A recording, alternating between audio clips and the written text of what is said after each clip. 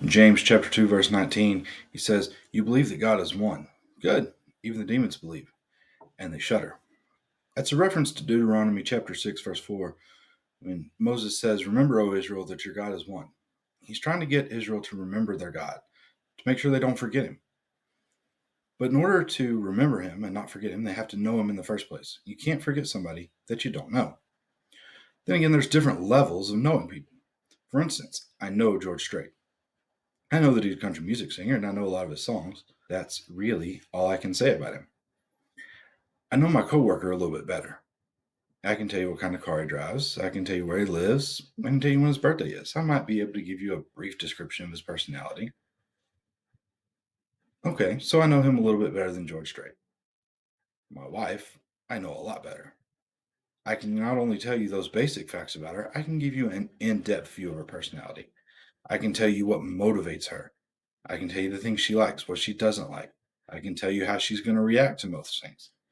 I can usually tell you what her facial expressions mean. Because the closer you get to somebody, the more sincere of a relationship you have with them, the more you know them, the better you know them. You can know God like you know George Strait, but that's not really knowing somebody. That's making God a mascot. He's somebody that you can talk about. He's a conversation piece. And he's not really having that much of an effect on your life. You might know him like you know a coworker. You can tell a few stories about him. You know a few details. The demons know him that well, and they're terrified of him because they know what their eternity is going to look like separated from him.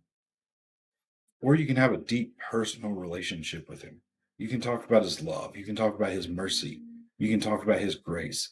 And you can say these things with authority because you've witnessed them in your own life.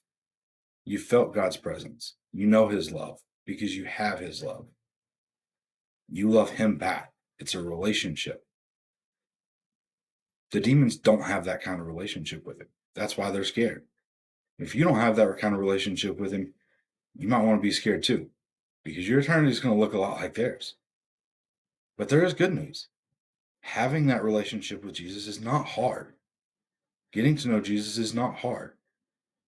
And whenever you do have that kind of relationship, you don't have to be scared because you know that your eternity is going to be in paradise with him.